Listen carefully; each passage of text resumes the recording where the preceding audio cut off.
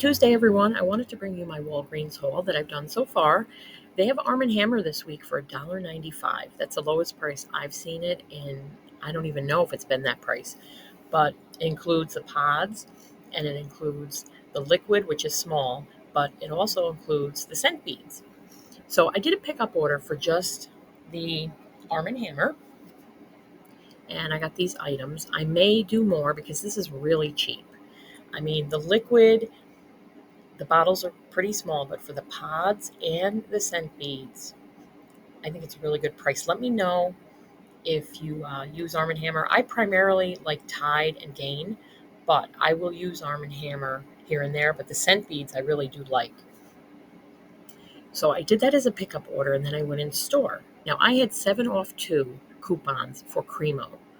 They're hang tag coupons if you purchased them before, if you see them. So it was spend 25, get 10. And I had register rewards from the previous week, and I had 2 7 off 2 coupons. So I think it was like $28 roughly, but I wanted to be able to use 2 coupons.